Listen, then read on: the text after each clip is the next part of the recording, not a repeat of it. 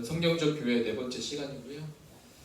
하나 되게 하신 것을 심서시키라 라는 제목으로 우리 에베소서 4장 1절에서 6절 말씀까지 같이 교독하도록 하겠습니다. 그러므로 주 안에서 갇힌 내가 너희를 권하노니 너희가 부르심을 받은 일에 합당하게 행하여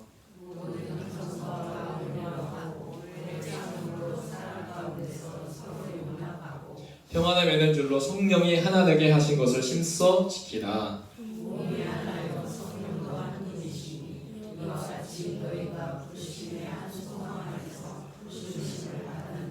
주도 한 분이시요 믿음도 하나요 세례도 하나요.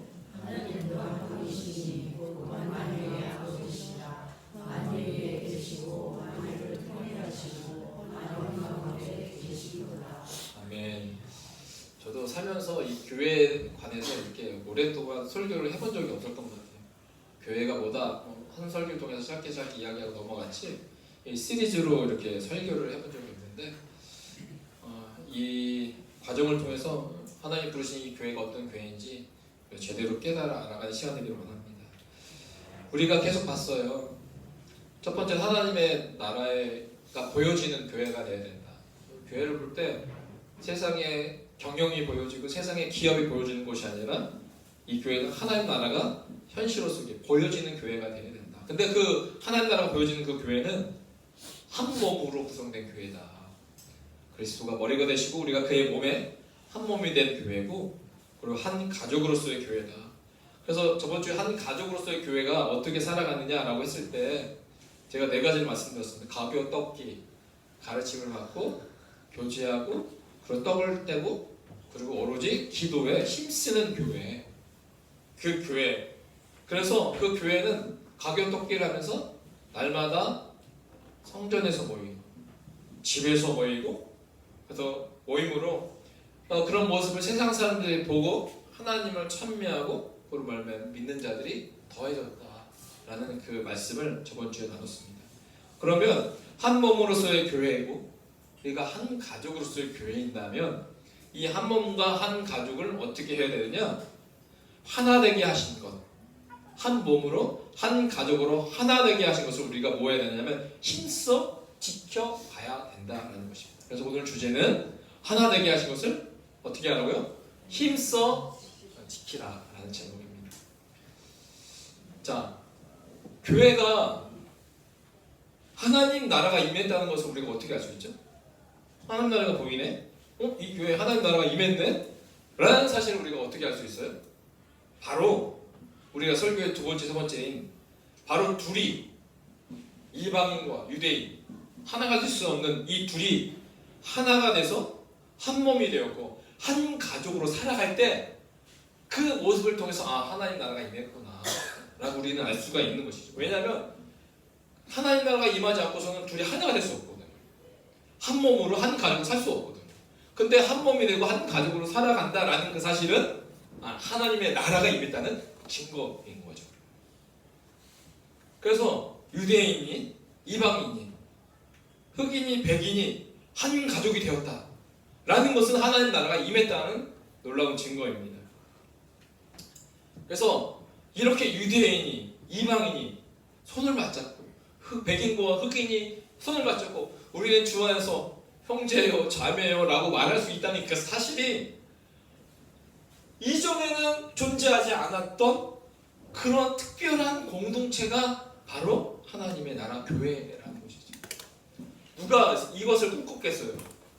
이방인이 유대인이 이방인과 손잡는 그날 우리가 주 안에서 형제요 자매요 라고 말할 수 있는 그런 세상을 누가 꿈꿨겠습니까? 그런데 그리스도께서 이 땅에 오심으로 이루신 결과가 바로 하나님 나라 교회다. 이런 교회의 모습은 그냥 이루어지지 않아. 사실 믿음으로 우리가 예수를 믿지만 이런 믿음의 공동체, 이 믿음의 공동체, 세상에 존재하지 않는 이 공동체를 이루어간다는 것은요, 사실 그냥 뚝딱 하고 이루어졌으면 좋겠는데 그게 그렇지 않다. 저절로 이루어지지 않아요. 우리가 공동체를 이루고 내 사랑하는 구역 식구들, 목원들을 사랑하고 섬기는 것이 내 저절로 이루어지나요? 아니에요. 이게 쉽지가 않은 거예요. 왜냐하면 우리는 세상의 유혹과 어려움 가운데 여전히 늘 살아가고 있고요. 그리고 우리가 모인 사람들이 다 연약한 존재들이에요. 주 안에서 하나님의 자녀가 백성이 되었지만 그 연약한 존재들이 모였기 때문에 그 공동체 안에 늘 어려움이 있을 수 있다라는 거예요. 그러면 이렇게 한 가족으로 살기 위해서 우리 분명히 하나님의 은혜로 말미암아 한 가족, 한 몸이 되었는데 이 한 가족으로 살기 위해서는 우리가 어떻게 살아가야 할까라는 것을 우리가 알아야 한다는 것이죠. 알겠어요. 교회를 부르셔서 한 몸으로 살아가는 것도 오케이. 그렇게 살아가는 것이 하나님의 뜻이요. 그것도 다 알겠어요. 그러면 어떻게 그 한 가족을 이루며 어떻게 살 수 있을까? 오늘 그 사실을 같이 나누려고 합니다. 첫 번째는요. 우리가 하나님 한 몸과 한 가족으로 부르셨다는 것을 이 부르심이라는 사실을 우리가 알아야 돼요. 우리의 부르심이 뭐냐? 바로 이 부르심을 딱 알 때 어떤 어려움이 있어도 흔들리지 않아요. 그러니까 목회자가 될 때 항상 물어보는 게 뭐냐면 하나님 부르심을 받았어요? 라고 물어봐요. 하나님 부르심. 왜 물어보냐면 이 부르심이 없이 목회자가 되고 교회를 이끌어가다 보면 환난과 어려움, 힘듦이 올 수 있잖아요. 근데 그 올 때 부르심이 없는 사람은 에이 나 딴 거 해야지 하고 그 자리에 멈춰서도 딴 거 한다. 근데 부르심이 있는 사람은 어떨까요? 그런 외부적인 어려움이 있어도 이게 내 부르심인데 하나님이 나를 부르셨는데 그러면 내가 이것 때문에 내가 흔들리면 안 되지 않아. 그러면 내가 그 주님의 부르심대로 내가 살아가야지라고 결단하면 믿음으로 끝까지 걸어가게 된다는 겁니다. 마찬가지예요. 하나님이 우리를 부르셨어요. 뭘로 부르셨느냐? 오늘 이렇게 말씀하고 있어요. 그러므로 주 안에서 갇힌 내가 너희를 권하노니 라고 하면서 뭐라고 말하냐면 너희가 부르심을 받은 일에 합당하게 행하라 라고 말하고 있어요. 너희가 그러니까 개인이 아니에요. 너희가 뭐예요? 부르심을 받은 일. 우리 모두가 부르심을 받았다는 거예요. 부르심. 우리 주님의 부르심을 받은 일이 있다. 왜 부르심을 어떻게 받았어요? 원래 우리가 어떤 존재였죠? 둘로 하나를 만들었어요. 이전엔 둘이었는데 하나를 만드셨어요. 그리고 둘이었던 사람이 한 세 사람, one new man. 하나님의 새로운 창조물, 한 세 사람이 되었어요. 그리고 이 둘이 한 몸으로 살도록 하나님이 만드셨어요. 그래서 한 몸으로서의 교회, 한 가족으로서의 교회로 부르심을 받았다는 것이 우리의 부르심. 그러니까 한 몸과 한 가족으로 살아가는 것이 하나님이 우리를 부르시는 것이라는 겁니다. 나의 사명이 뭘까? 나의 부르심이 뭘까? 교회적 삶, 한 가족, 한 몸으로서의 그런 교회로의 삶이 하나님의 부르심. 근데 이 부르심을 받았는데 어떻게 살아가냐면 이에 부르심에 맞게 합당하게 살아가라는 거예요. 합당하게 살아가. 그러면 우리 부르심, 한 가족, 한 교회 공동체로 부르셨는데 합당하게 살아가는 것이 뭐냐? 이후에 설명하고 있어요. 첫 번째, 어떻게 살아가라고 이전에 말하고 있냐면 모든 겸손. 이거를 우리말로 말하면, 우리말 번역으로 말하면 모든 겸손은 온전히 겸손하고. 그러니까 한 몸으로 이뤘어요. 우리 교회 공동체 여러 사람이 한 몸으로 부르셨어요. 근데 부르심을 받은 한 사람 한 사람이 어떻게 살아가느냐? 온전히 겸손함으로 살아가라. 이 공동체를 이루기 위해서. 그냥 뚝딱 띄어지는 것이 아니라 온전히 겸손해. 두 번째는 온유로 하고. 온유가 뭐냐면 온유하게 행동하고. 온 지면에 온유했던 그 모세. 아무 곳에 이스라엘 백성이 엄마가 불평해도 그는 하나님 앞에 무릎 꿇고 기도함으로 이 백성을 살려달라고. 생명책에 내 이름이 지어지는 한이 있더라도 하나님 불쌍히 여겨달라고. 그 온유하게 행동하라는 거예요. 그리고 세 번째, 오래 참음으로 사랑 가운데서 서로 용납하고. 오래 참음으로 행동하되 사랑 가운데서 서로 용납하고. 그러니까 이 공동체, 한 가족, 한 몸을 유지하기 위해서는 뭐가 필요하냐라고 했을 때 겸손, 온유, 오래 참음, 사랑, 용납 이것들이 필요하다는 겁니다. 이야, 몰랐습니다. 내가 믿으면 그냥 뚝딱 교회 공동체가 세워지는 줄 알았는데 그게 아니라는 거예요. 우리 가운데 요구해야 될 그 합당한 부르심에 받을 합당한 삶이 뭐냐? 야, 겸손해야 돼. 그리고 온유하게 행동해야 돼. 오래 참음으로 행동하되 사랑 가운데서 용납해야 돼. 이 오래 참음 이유가 묵상해 보니까 이 오래 참음과 용납. 어떤 사람이 용납하기 위해서 내가 참잖아요. 근데 이 오래 참음과 이 용납이 내 의지가 아니라 뭘로 해라? 하나님 사랑을. 그래서 오래 참음과 용납을 이어주는 것이 바로 뭐다? 사랑. 이게 셋대 사진인데요. 여기 오른쪽에는 그룹으로 지어가는 셋대가 있고 저 멀리 떨어져서 날아가는 한 새가 있습니다. 제가 이 무엇을 설명하려고 이 셋대를 보여주냐면 우리 부르신 것 같다는 거예요. 자, 온전히 뭐하라고요? 겸손해, 온유해, 오래 참어, 사랑 가운데 용납해. 이 하나하나를 잘 보시면, 잘 묵상하면 내가 만약 혼자 신앙생활하고 혼자 살아가면 뭐 겸손이고 온유고 오래 참이고 사랑이고 용납 다 필요가 없을 거예요. 그렇지 않아요? 그런데 하나님 우리의 부르심 뭐예요? 부르심에 합당한 일이 뭐예요? 가족으로서 공동체로서 살아가라는 거예요. 아니겠습니까? 그러면 이 모든 겸손과 온유와 오래 참음과 사랑과 용납은요, 뭘 위해서 필요한 거예요? 개인적 신앙생활에 필요한 것이 아니라 공동체적 삶을 위해서 필요한 요구되는 우리의 삶이라는 거예요. 왜요? 우리가 공동체에 있기 때문에. 그래서 겸손해야 되고 온유해야 되고 오래 참음과 용납인데 그 안에 사랑이 있어야 된다 라는 것입니다. 모든 겸손과 온유와 오래 참음과 사랑 가운데 서로 용납하라 라고 말하고 있어요. 그래서 우리는 개인적 신앙생활에 힘써야 된다고 생각할 수도 있지만, 그래서 개인 큐티, 개인 기도, 개인 금식, 개인 전도 이런 거 생각할 수 있지만 그보다 더 중요한 것이 아니라 하나님은 우리의 부르심, 너희가 부르심을 받은 일, 그 받은 일은 개인이 아닌 우리 하나님을 위해서 부르셨다 라는 것이. 그래서 이 부르심에 합당한 삶을 위하여 힘써 지켜야 할 것이 있다는 거예요.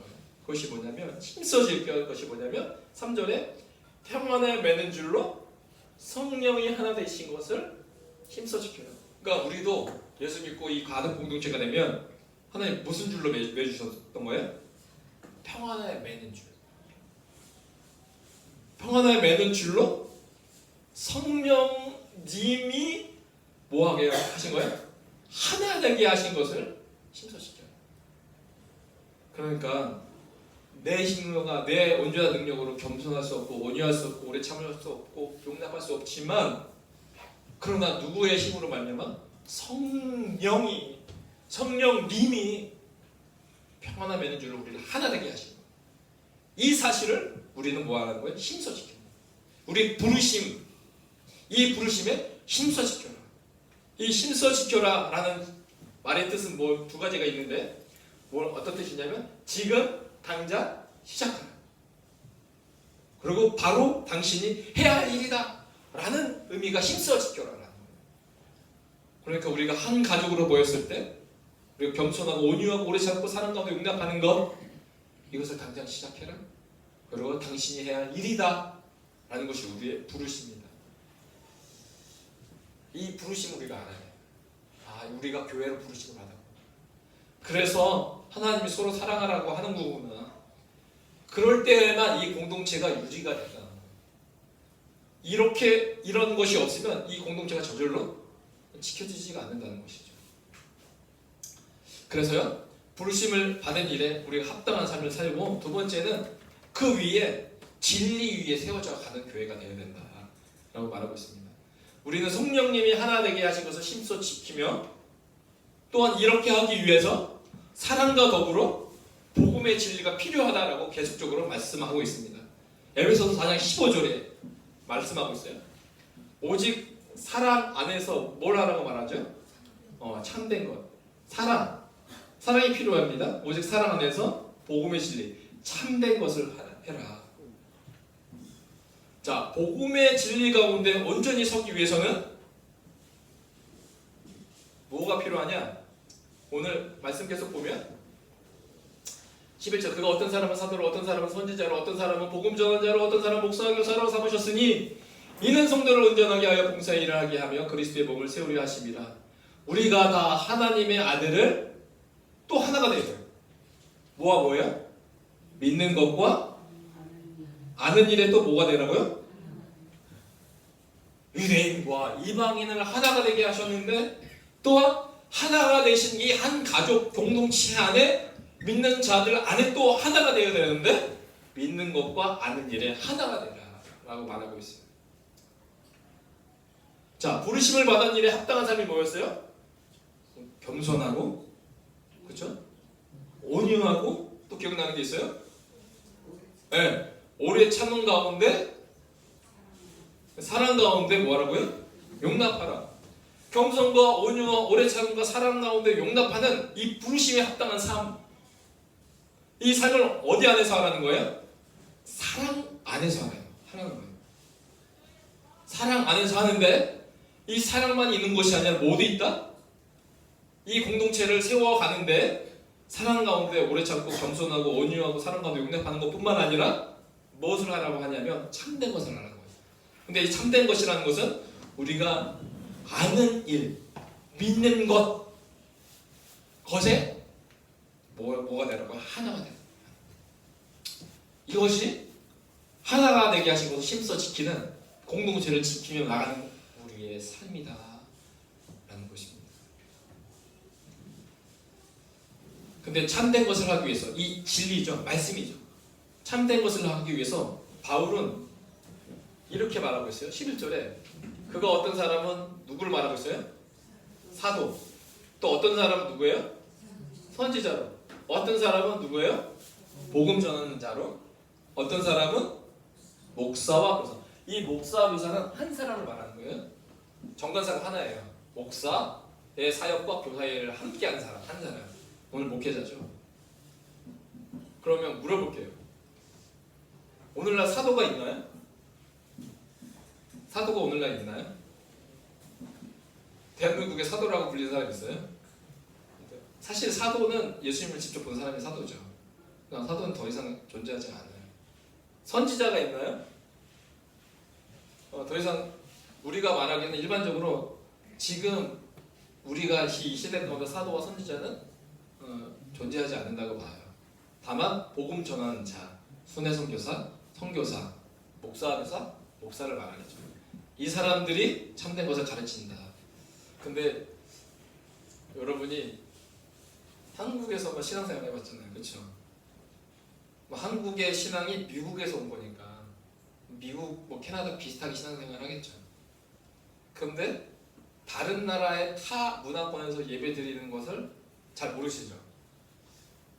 근데 아프리카를 제가 살았으니까 사도와 선지자들이 너무 많아요. 너무 많아요.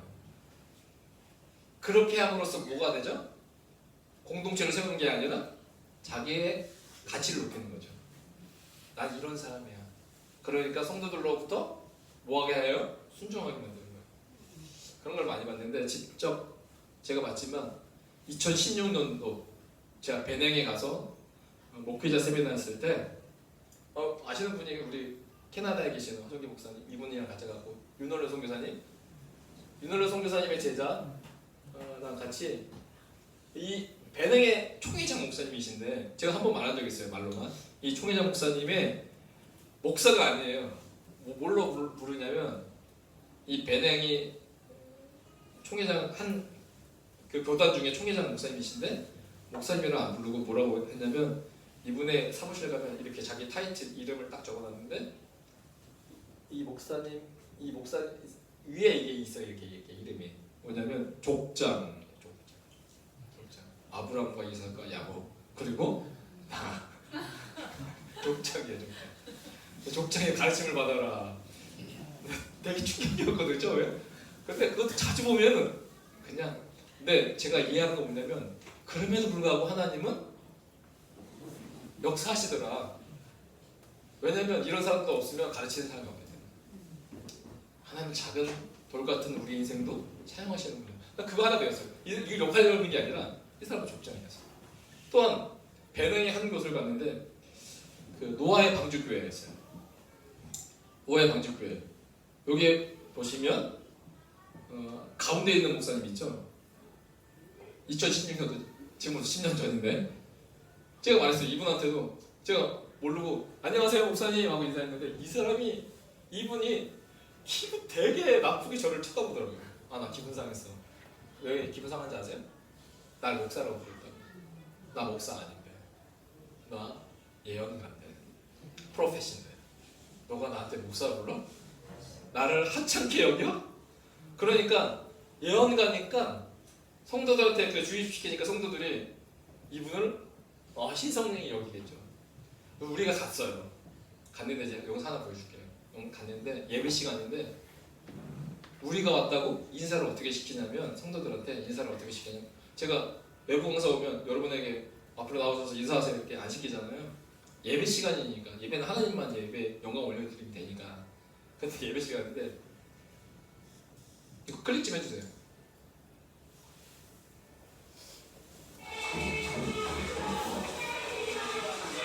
지금 혼혁기 목사님 지금 당황하셨어요. 갑자기 어린애들이 부르니까.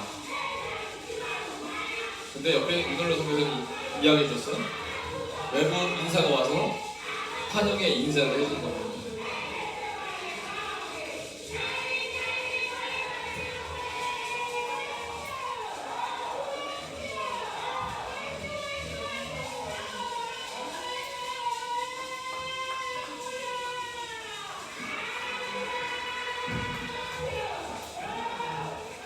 네, 근데 이게 인사가요 30분 갔어요.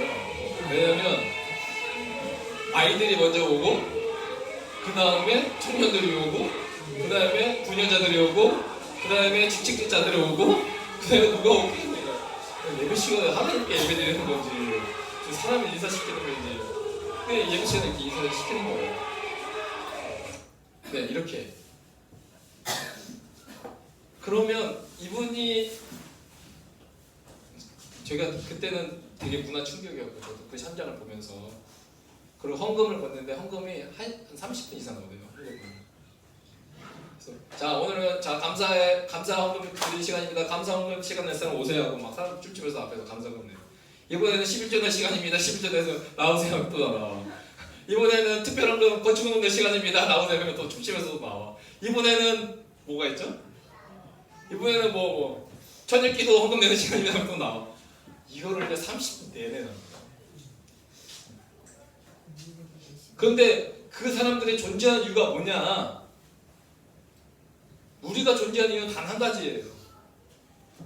성도를 그냥 온전하게 하여 봉사일을 하게 하면 봉사일은 뭐 주차 봉사, 뭐 식당 봉사가 아니라 한 몸을 이룬 우리 지체들 있잖아요.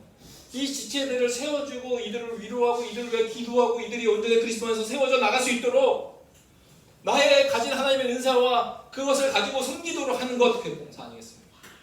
그렇게 서로서로 섬기와 봉사할 때 뭐가 되는 거예요? 그리스도의 몸을 세우려 하심이라. 이 세우는 그 과정 가운데 누가 필요한 거예요? 목사와 교사가 필요한 거예요.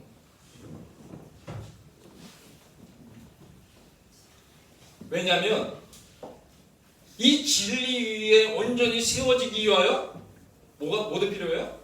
한 몸 된 공동체 안에 목사와 교사, 복음을 전하는 자, 그들이 온전히 그 진리 대신 참된 것, 참된 그 진리의 말씀을 온전히 가르치며 진리를 나눌 때 그제서야 우리 모든 성도 한 몸을 이룬 가족 공동체가 어떻게 되는 거예요? 13절에 그리스도의 정성한 분량이 충만한 데까지 성장해 나갈 수 있다는 겁니다. 그래서 한 사람 한 사람 다 중요해요.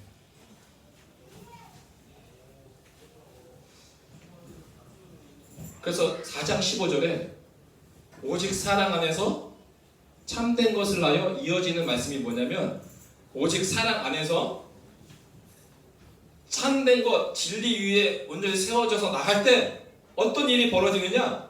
범사에 그에게까지 자라나게 된다라고 오늘 사도 바울은 우리 가운데 말씀해 주신 겁니다. 그러니까 한 몸된, 한 가족된 이 교회 공동체가 온전하게 우리가 가만히 있는다고 좋은 공동체가 되는 것이 아니라 우리가 부르심을 받은 이 일, 사랑 안에서 우리가 겸손하고 온유하고 용납하는 그 일 플러스 하나님의 진리 되신 그 진리 위에 온전히 우리가 세워져 나갈 때 그제서야 내가, 그제서야 우리가 그리스도의 장성에 분량한 그에게까지 우리의 신앙이 자라가게 됩니다. 그러니까 우리의 신앙생활도 내 개인이 아닌 공동체로 세워져 나가는, 성정해 나가는 그 길로 우리는 같이 나가야 된다는 거예요. 그래서 하나님의 뜻은요, 사랑 안에서 참된 것을 하는 이 사랑과 진리를 우리의 교회의 그 반석 위에 세워져야 된다는 것이죠. 이 진리는 뭐예요? 내가 이 진리 대신 예수 그리스도 때문에 뭐예요? 은혜를 누렸어요. 진리는 은혜를 누리는 거예요. 그런데 사랑은 뭐예요? 이 진리로 말미암아 은혜를 누린 자가 이 사랑으로 뭐 하는 거예요? 전달하는 거예요. 사랑으로. 이렇게 사랑과 진리 위에 있을 때 오직 사랑 안에서 참된 것, 이 사랑과 진리를 할 때 어떻게 돼요? 우리가 그에게까지, 범사의 그에게까지 성장하고 자랄 수 있게 된다라는 것이 오늘 말씀이고, 이것을 위해서 하나 되게 하신 것을 우리가 힘써 지키라, 이것이 우리의 부르심이다 라고 설명하고 있는 겁니다. 하나 되게 하신 것을 힘써 지켜라. 이 일을 위해서 우리가 부르심을 받았다. 그리고 이 교회는 반드시 사랑과 진리 위에 기초된 교회여야 된다. 우리가 힘써 지켜야 하는 부르심이 무엇입니까? 하나님 교회로의 부르심이었습니다. 이 하나님의 교회는 그냥 저절로 되는 것이 아니었어요. 그렇다면 이 부르심을 받은 우리가 사랑 안에서 참된 진리 위에 살아가게 된다면, 우리 부르심을 받은 그대로 우리 사랑 안에서 참된 진리 위에 살아가게 된다면 어떤 일이 벌어지죠? 저는 그에게까지 자란다. 그리스도의 장성 분량에 충만한 데까지 자란다. 이런 자라고 그리스도의 장성 분량에까지 충만한 데까지 나간다. 이 사실이 뭐냐면, 저는 한마디로 말하면 부흥이 아니겠다. 이게 진정한 부흥이 아니에요. 부흥이 뭐예요? 지금까지 숫자로 국한된 우리의 부흥을 외쳤어요. 교회가 부흥해야 됩니다. 그래서 전도하십시오 라고 수많은 시간 동안 우리가 외쳤지만, 저는 그게 아니라 진정한 부흥이 뭐냐, 하나 되게 하신 것을 힘써 지키며 사랑과 진리 위에 우리가 믿음으로 성장해 나가며 그에까지 자라가는 그 삶이야말로 진정한 부흥이다. 이것이 우리 향한 하나님의 부르심이다. 우리의 부흥의 개념을 바꾸죠. 오늘 우리가 이곳에 모이게 하신 하나님, 나 혼자의 성장이 아닌 우리가 손잡고 그리스도의 장성에 분량하는 데까지 이르는 공동체적인 신앙의 성장이 우리 가운데 있기를 원합니다. 근데 그것이 그냥 되어지지 않는다. 부르심에 합당한 삶을 살아가는 우리 진정한 공동체가 되기를, 토부교회가 되기를 주의 이름으로 축복합니다. 기도하겠습니다. 하나님 아버지, 감사합니다.